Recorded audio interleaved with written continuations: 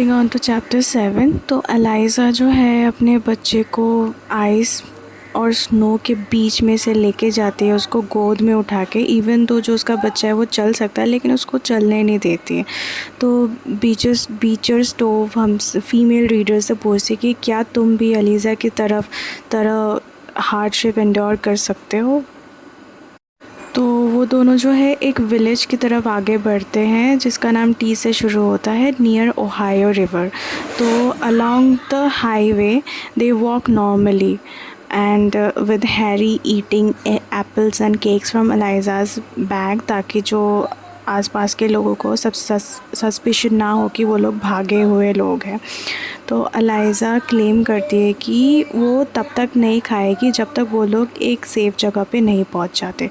तो एलाइज़ा और हैरी दोनों ही लाइट स्किन्ड है और they are enough to pass as white, enabling them to buy food in the open and speak briefly with locals। तो किसी को शक नहीं होता कि वो लोग स्लेव्स हैं क्योंकि वो लोग दिखने में भी वाइट ही है। तो जो विलेज है जिसका नाम टी से शुरू होता है, वहाँ पहुँच के एलिज़ा को पता चलता है कि वहाँ के जो फेरीज़ है, जो शिप्स है, वो चलनी बंद हो गई है और उसको जो है रिवर क्रॉस करना है, ओहायो में पहुँचना है, लेकिन वो पहुँच नहीं पाएगी। तो उसको कुछ देर तक वहाँ पे रहना पड़ेगा। तो वहाँ पे एक बहुत काइंड लेडी होती है जो उन्हें बोलती है कि कोई बात नहीं, तुम लोग मेरे घर पे आज रात के लिए रुक जाओ, कल चले जाना। तो हेली जो है वो फिर से एक बार कोशिश करता है एलाइज़ा और हैरी को पकड़ने के लिए, तो जिसके लिए वो मदद लेता है हैरी और सैम और एंडी से, और वो सब साथ चलते हैं। तो सैम जो है वो अपने दिमाग का इस्तेमाल करते हुए हेली को बोलता है कि एक दूसरे रास्ते से चलते हैं क्योंकि वो रास्ता सही होगा, हम उनको पकड़ भी पाएंगे। तो वो इसलिए करता है ताकि जो एलिज़ा और हैरी है उनको थोड़ा और ज़्यादा समय मिले भागने के लिए। तो ऐसा करते हुए वो लोग 45 मिनट्स बाद उसी विलेज पे पहुंच जाते हैं जिस विलेज में एलिज़ा और हैरी थे।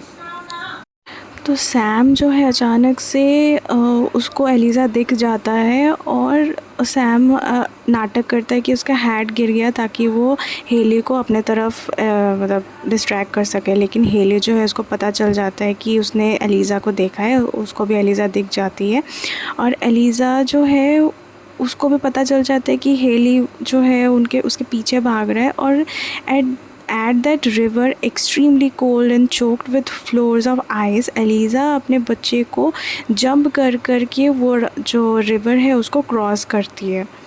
और क्रॉस करने के बाद वो एक मतलब एक्विंटेंस है जो शेल्बीज़ के मतलब पड़ोसी रहा करते थे, वो ओहायो में रहते हैं अब, उनका नाम है मिस्टर सिमर्स। वो उनके घर तक पहुंच जाती है।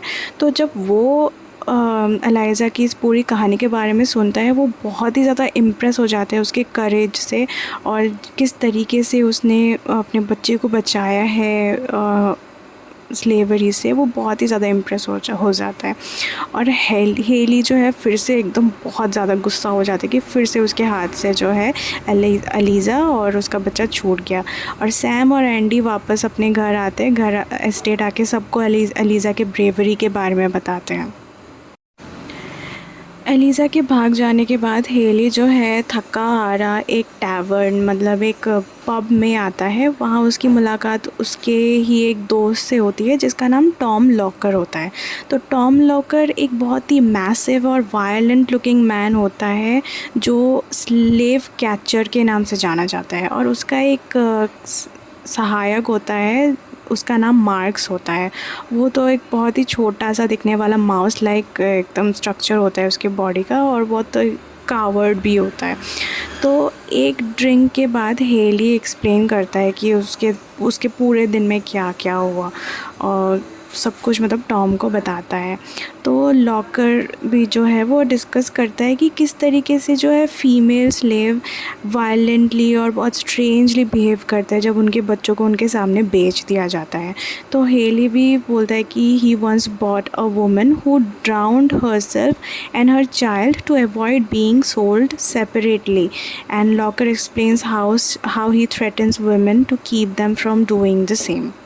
तब एक जो औरत है उसने अपने आप को और अपने बच्चे को दोनों को मतलब मार दिया था by drowning themselves into the water. और वो लोग एक्सपेक्ट भी कर रहे हैं कि जो माँ है वो लोग एकदम कामली बैठ रहे हैं जब उनके बच्चों को उनके सामने ही बेच दिया जाए। कैसे लोग हैं ये लोग। हेली जो है वो अपना जो स्लेव ट्रेडिंग की थियरी है वो लॉकर को बताता है। वो बोलता है कि always keep profit in mind. जब भी तुम स्लेव ट्रेडिंग करो हमेशा प्रॉफिट को दिमाग में रख के स्लेव ट्रेडिंग करो। And all only be as cruel as necessary, मतलब जितना क्रूअल तुम बन सको उतना क्रूअल बनो। ये इकोनॉमिक गेन के लिए बहुत फ़ायदेमंद है। तो locker on the other hand ये आर्ग्यू करता है कि स्लेव ट्रेडिंग एक बहुत ही ईविल और वायलेंट चीज़ है जो कि मतलब हम और इस एविलनेस को हमें एम्ब्रेस करना चाहिए ताकि हम इस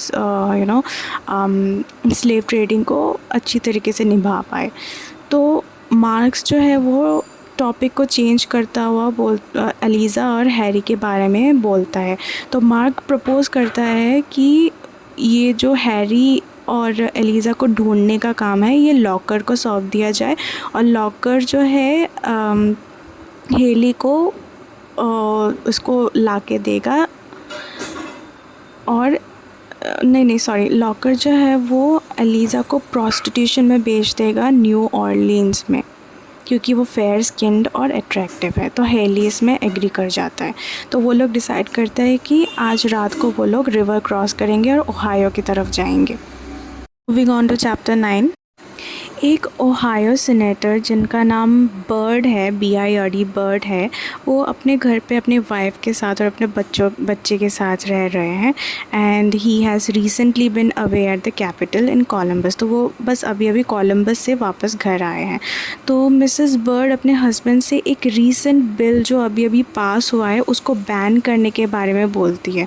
तो रीसेंट बिल जो है वो पास हुआ है, इसका नाम है फ्यूजिटिव स्लेव एक्ट। तो इसके अकॉर्डिंग जो भी भगौड़े स्लेव्स होंगे उनको कोई भी हेल्प नहीं मिलेगी किसी भी तरह से, ना तो खाने को मिलेगा ना ही एस्केप करने के लिए कोई भी जगह मिलेगी। तो इसको जो है मिस्टर बर्ड ने साइन किया है और इस बिल को पास भी करवाया है। तो इसमें जो उनकी बीवी है वो बोलती है कि ये बहुत ही अनक्रिश्चियन लॉ है, बहुत भी बेकार और ईविल लॉ है, इसको जो है बैन करवाना चाहिए, आपने इसको साइन क्यों किया। तो इसमें इनके जो हस्बैंड है वो बोलते हैं कि देखो तुम जो फ़ील कर रही हो मैं भी वही फ़ील कर रहा हूँ, लेकिन in order to maintain peace and order of this society मुझे ये करना पड़ेगा। तो मुझे भी करने का मन नहीं है लेकिन मुझे अपना कर्तव्य तो फॉलो करना ही पड़ेगा ना। तो इसमें उनकी बीवी बोलती है कि ठीक है, अगर किसी दिन तुम्हारे घर पे ही एक भगौड़े स्लेव आ जाए तो तुम क्या करोगे, उनको भगा दोगे।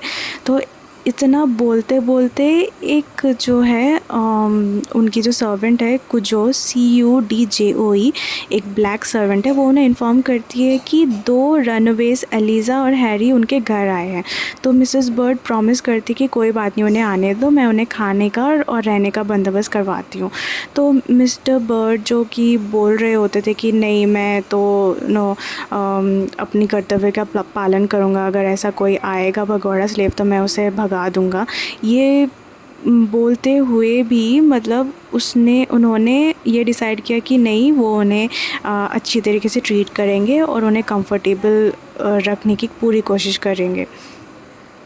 तो एलिज़ा और उसके बच्चे को बहुत अच्छी तरीके से रखा जाता है बर्ड्स के घर पे, और बर्ड्स भी रिवील करते हैं कि उन्होंने अपना एक बच्चा खोया है और जिसका नाम हेनरी था। तो हेनरी के जो क्लोथ्स होते हैं वो हैरी को देते हैं पहनने के लिए, और जो उनके फ़ीमेल स्लेव्स होते हैं जिसका नाम डिना होता है, DINAS डिना, वो और मिसेस बर्ड सबकी आंखों में आंसू आ जाता है जब एलिज़ा अपनी स्टोरी के बारे में बताती है कि किस तरीके से उसने बच्चे को अपने क्रूएल मास्टर जॉर्ज से बचाया।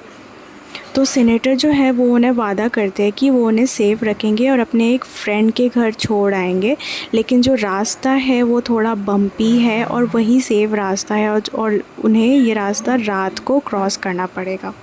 तो रात का टाइम आ जाता है, वो लोग निकल पड़ते हैं अपने रास्ते की तरफ। So after a long night's ride they meet John Van Trompe. John, JOHN John, VAN Van, TROMPE Trompe. तो वो जो है एक बियर्डेड केंटुकियन है जिसने रिसेंटली अपने सारे स्लेव्स को आज़ाद कर दिया था। और ये जानते हुए कि जो स्लेवरी है वो एक इमोरल एक्टिविटी इंस्टीट्यूशन है, तो वो एक बहुत अच्छा इंसान था। तो उसके घर पे उसने जो है एलाइज़ा और हैरी को छोड़ दिया, और छोड़ते हुए वो वापस अपने घर नहीं गया, लेकिन कोलंबस की तरफ आगे बढ़ गया ताकि कोई शक ना करे उस पर। तो वैन थ्रॉम्प जो है वो बहुत ही अच्छा इंसान होता है, और वो भी प्रॉमिस करता है सेनेटर को कि तुम चिंता मत करो, मैं इनका पूरा ख्याल रखूँगा, और मेरे जो बेटे भी हैं, अगर मैं नहीं रहूँगा तो मेरे बेटे भी इनका ख्याल रखेंगे। Moving on to chapter 10। दूसरी तरफ जो है टॉम अपने जो मास्टर है उनसे वादा करता है कि वो जिस दिन चाहेगा उस दिन अपने आप को सेल करने के लिए रेडी है। तो वो दिन आ ही जाता है and Tom is to be handed off. तो जाने से पहले वो अपने बच्चे और अपने फैमिली के साथ एक मील करता है। सब ब्रेकफास्ट कर रहे होते हैं, और उनकी जो बीवी होती है आंट क्लोई, वो बहुत ही ज़्यादा दुखी हो रही होती है, वो कर्ज कर रही होती है उन सबको। लेकिन इसमें भी जो है टॉम बोलता है कि नहीं देखो, ऐसा मत करो, हमारे जो मालिक है वो बहुत अच्छे हैं, उनकी परेशानी है अभी इसीलिए वो मुझे बेच रहे हैं, अदरवाइज़ वो मुझे नहीं बेचते। और तुम ये बिल्कुल मत भूलो कि हमारी लाइफ जो है ये शेल्बी एस्टेट में बहुत ही अच्छी रही है, तो be grateful for the life that you have got in this estate under those such good masters। भी जो है मिसेस शेल्बी उनके घर आती है और बोलती है कि तुम चिंता मत करो टॉम, जब हमारे फाइनेंसेस सही हो जाएंगे मैं तुम्हें वापस से ख़रीद लूँगी। तो आंट क्लोई भी जो है थोड़ा ये सुन के थोड़ा खुश हो जाती है, and she vows not to cry in front of so cruel and unfeeling man such as Haley. तो हेली अब उनके घर आता है, आकर जो है टॉम को एकदम रस्सी से बांध कर उसको ले जाता है। तो जाते जाते जो है हेली एक ब्लैक स्मिथ के पास रुकता है। वो बोलता है कि इसके जो रस्सी वगैरह है, इसका जो शैकल है वो थोड़ा टाइट कर दो। तो उसमें जो ब्लैक स्मिथ टॉम को देखते ही पहचान जाता है। वो बोलता है कि तुम चिंता मत करो, टॉम बहुत अच्छा इंसान है, वो तुम्हें धोखा दे के कहीं नहीं भागेगा। और इसमें जो है हेली बोलता है जिसको हम फेथफुल मानते हैं उसी पे ज़्यादा आके रखनी चाहिए। तो वो लोग बात कर रहे होते हैं और टॉम जो है कैरियज में बैठा होता है। तो तभी जो है जो मास्टर जॉर्ज है वो टॉम के पास आता है, आके नॉर्मली बात करने लगता है। फिर वो उसको पता चलता है कि जो टॉम है वो उसको बेच दिया गया है। तो तब जो है वो बहुत ही दुखी हो जाता है ये खबर सुन के, क्योंकि he regards Tom as his close friend. तो वो टॉम को प्रॉमिस करता है कि टॉम तुम चिंता मत करो, मैं तुम्हें छुड़वाने ज़रूर आऊँगा।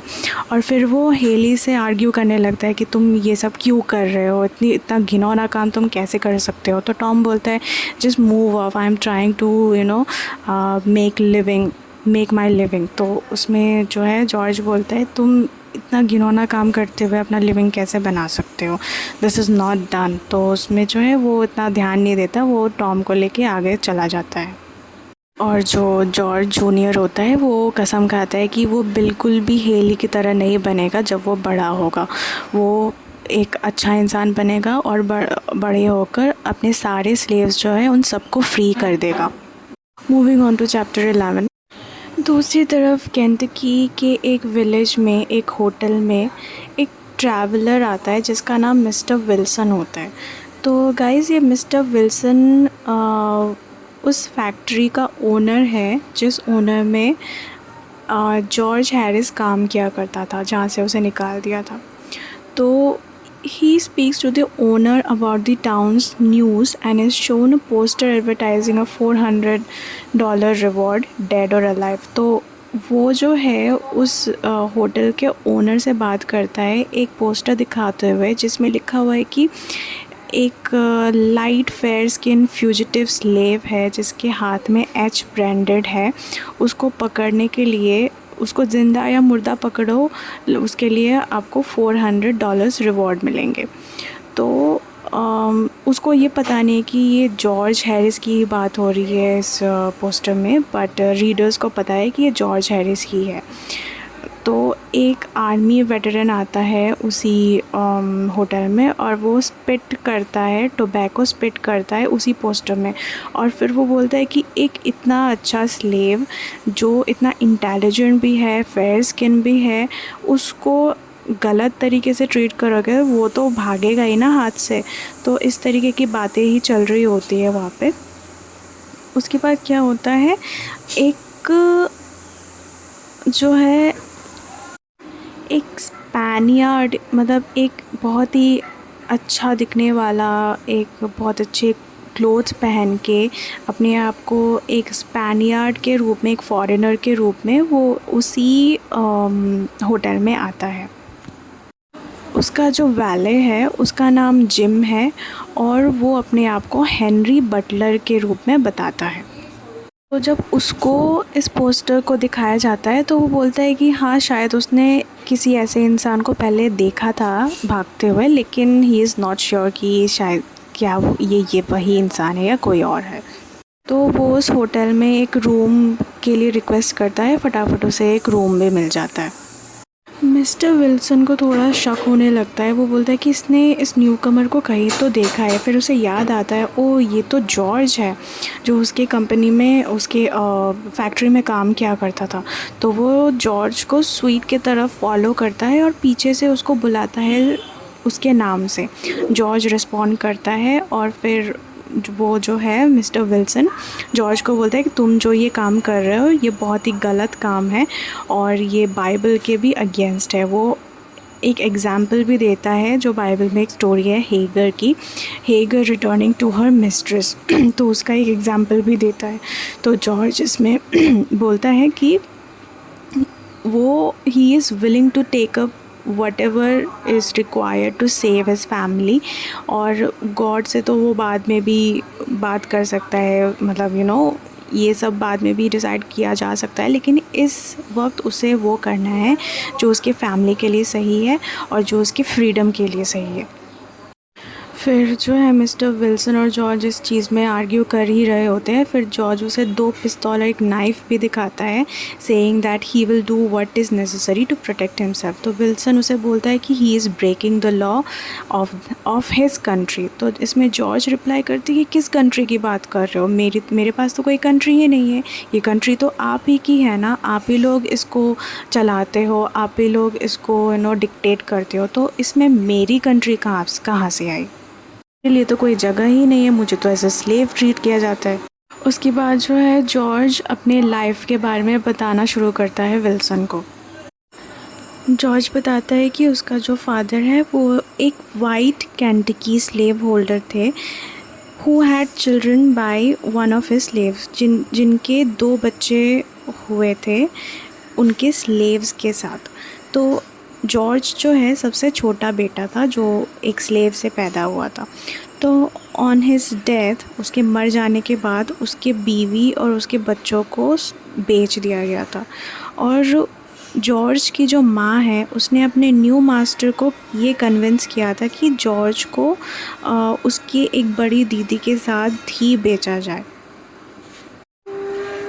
उसके बाद जॉर्ज और उसकी दीदी को एक साथ बेच दिया गया और फिर उसकी दीदी को जो उसके न्यू मास्टर है उसने बहुत ज़्यादा पीटने के बाद उसको न्यू ऑरलियंस में बेच दिया। तो जॉर्ज बोलता है कि उसके लाइफ में उसने बहुत सारी तकलीफ़ें झेले हैं और सिर्फ एक ही खुशी उसके लाइफ में आई है, वो अपने बच्चों से आई है, और जब वो मिस्टर विल्सन के फैक्ट्री में काम करता था तब वहाँ उसको बहुत खुशी मिली थी। इसीलिए वो बोलता है कि वो अपने परिवार के सेफ्टी के लिए और अपनी आज़ादी के लिए जी जान लगा देगा।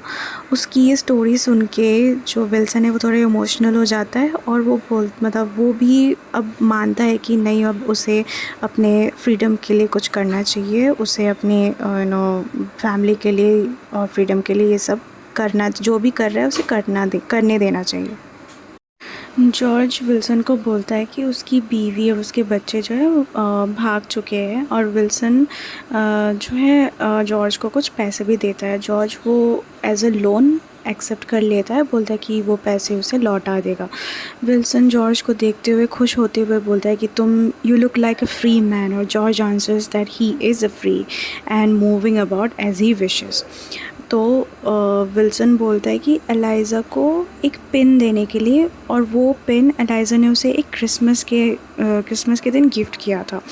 तो एलाइज़ा वो बोलती मतलब जॉर्ज बोलता है विल्सन को एलाइज़ा तक ये मैसेज पहुंचाने के लिए कि एलाइज़ा कनाडा में भाग जाए एट ऑल कॉस्ट। तो विल्सन जॉर्ज को बोलता है कि तुम भगवान पे भरोसा रखो, सब कुछ सही हो जाएगा। तो जॉर्ज बोलता है क्या ये पॉसिबल है? तो विल्सन रिप्लाई करता है कि that all circumstances will improve either in Canada और इन हेवन। टॉम और हेली रिवर बोट की तरफ राइड की तरफ चल पड़ते हैं। तो हेली चलते चलते सोचता है कि वो किस तरीके से टॉम को बेच सकता है, वो मतलब he is brain storming ideas. तो उसके बाद फिर वो ये भी सोचने लगता है कि he has been so good to Tom. तो ये सब वो बेतुकी सी बातें सोचने लगता है। फिर टॉम मीनवाइल सोचता है बाइबल के बारे में। वो बाइबल के एक वर्स के बारे में सोचता है जिसमें लिखा हुआ है hath prepared for us a city heaven, मतलब भगवान ने हमारे लिए एक स्वर्ग का नगर बना के रखा है। मतलब ये कितना शार्प कॉन्ट्रास्ट है कि किस तरीके की थिंकिंग प्रोसेस एक वाइट के दिमाग में चलते हैं, किस तरीके की थिंकिंग प्रोसेस एक स्लेव के दिमाग में चल रही होती है। तभी जो है हेली को एक न्यूज़पेपर में एक ऐड मिलता है जिसमें स्लेव ट्रेड का सेल के बारे में, मतलब वॉशिंगटन केंटकी में हो रहा होता है, उसका एक ऐड मिलता है उसको उसी न्यूज़पेपर में। और उसके बाद एक रूम बुक कर लेता है एक होटल पे, और टॉम को एक जेल में रहने के लिए पूरी रात निकालने के लिए दे देता है। और नेक्स्ट मॉर्निंग वो लोग दोबारा अपने जर्नी की तरफ चलने लगते हैं। तो वो लोग उसी सेल की जगह पे पहुंचते हैं जहाँ पे ये सेल हो रहे होते हैं स्लेव्स के। तो एलाइज़ा और हैरी की तरह एक और माँ और बेटे का जो है यहाँ पे जो दोनों लोग होते हैं, माँ का नाम होता है आंट हैगर और उसके बेटे का नाम होता है एल्बर्ट। तो उन लोगों को भी मतलब बिछड़ जाने का एक टेंशन रहता है। तो आंट हैगर चिंता कर रही होती है कि उसके 14 साल का जो बेटा एल्बर्ट है वो उससे अलग बेच दिया जाएगा। तो हेली जो है he offers to buy Albert for plantation work, but वो हैगर को लेने से मना कर देता है since she is too old and warm for hard labour. तो हेली जो है सक्सेसफुली एल्बर्ट को ऑक्शन में ख़रीद लेता है और हैगर को किसी और इंसान को बेच देता है। तो एलाइज़ा और उसका जो बेटा हैरी है, अगर उन दोनों को भी बेचा जाता तो ऐसा ही सीन होता उन दोनों के साथ भी। फिर सारे स्लेव्स को ख़रीद लेने के बाद जो उस रिवर बोर्ड में है जिसका नाम है ऑन ला बेल रिवरे, तो उसमें जो है हेली अपने सारे स्लेव्स को बोलता है कि अच्छी तरीके से बिहेव करने के लिए जब तक वो साउथ की तरफ मतलब ये जर्नी ख़त्म ना हो जाए और वो लोग पहुंच ना जाए। तो उसी में जो है कुछ वाइट फैमिलीज़ डिस्कस कर रही होती है इंस्टीट्यूशन ऑफ स्लेवरी को लेके। तो एक जो औरत है वो आर्ग्यू कर रही होती है कि जो ब्लैक्स हैं उनकी कंडीशन बेटर हो जाती है अगर उन सबको फ्री कर दिया जाता। तो दूसरा अनदर जो इंसान है वो क्लेम करने लगता है कि हाँ ये बहुत क्रूअल है क्योंकि सारे फैमिलीज़ को सेपरेट कर दिया जाता है, बहुत क्रूअली सेपरेट कर दिया जाता है।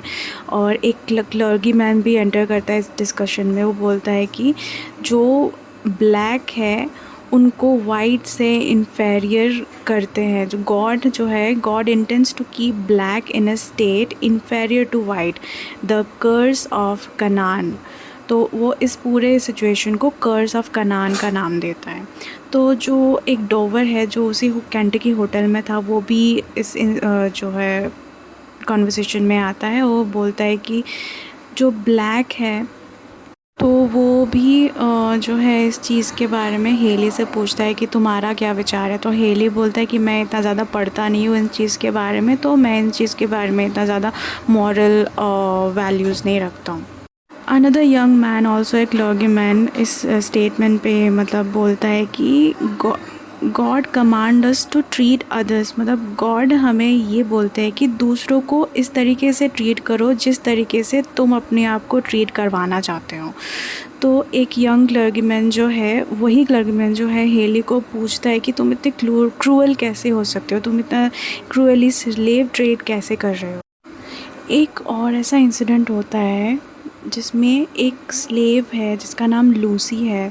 तो वो एक ओल्ड स्लेव वुमन है, तो who had been told by her master that she and her daughter would be sent to Louisville to work with her husband, and is informed that they have instead been tricked by their master and sold to Haley। तो Lucy को बताया गया था कि उसकी बेटी को और उसको उसके पति के साथ काम करने के लिए लुइसविल में भेजा जाएगा।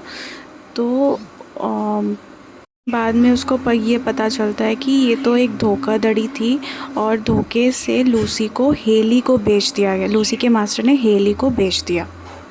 फिर हेली एक हट्टे कट्टे इंसान से मिलता है जो उसे ऑफ़र करता है $45 और उसके बदले उसके पास जो एक चाइल्ड था एल्बर्ट नाम का, उसको लेने के लिए ऑफ़र करता है। तो हेली मान जाता है और उस बच्चे को उसको दे देता है, बदले में $45 भी ले लेता है।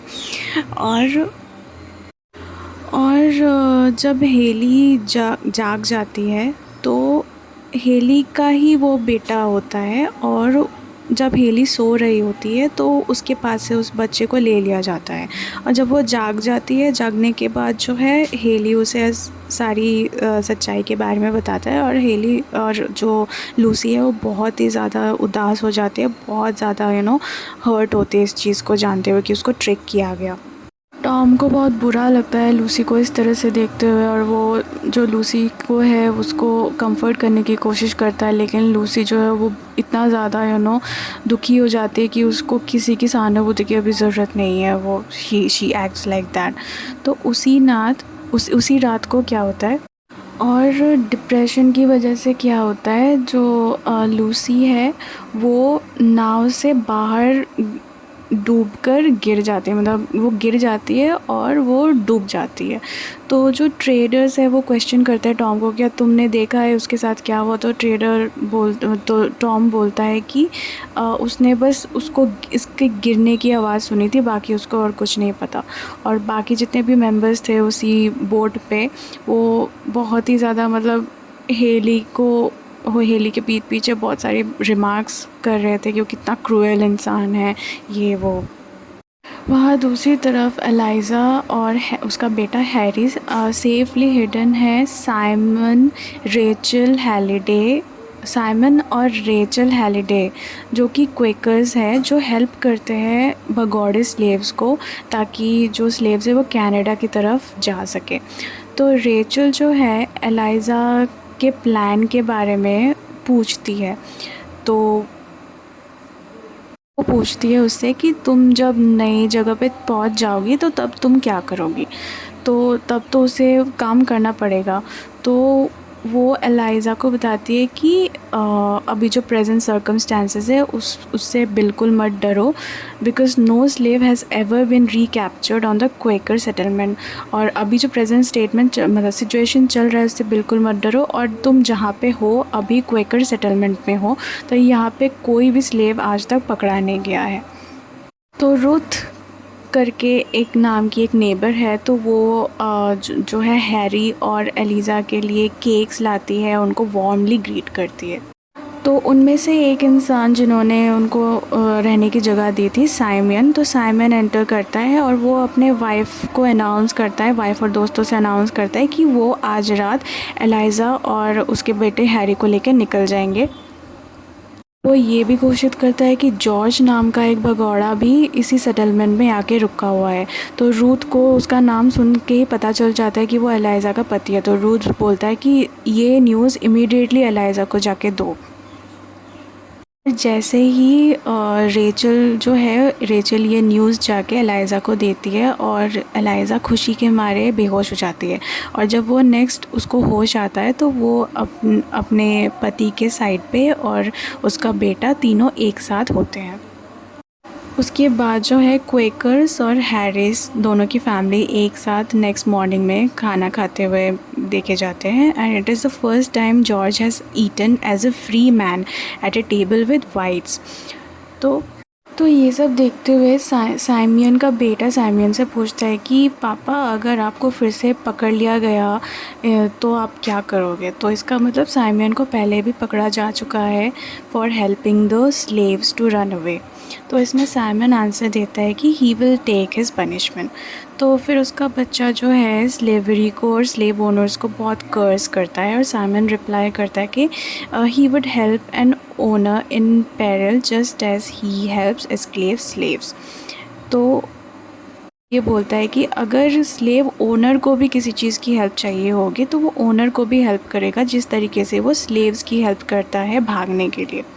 जॉर्ज बोलता है कि वो जल्दी ही यहाँ से निकल जाएगा, वो उसके फैमिली के लिए कोई ख़तरा नहीं बनना चाहता। तो सीमेन इसमें बोलता है कि नहीं नहीं, वो जो है वो जॉर्ज की ही हेल्प नहीं कर रहा है, बट वो गॉड और मैन की हेल्प कर रहा है, मतलब भगवान की हेल्प कर रहा है इन जनरल।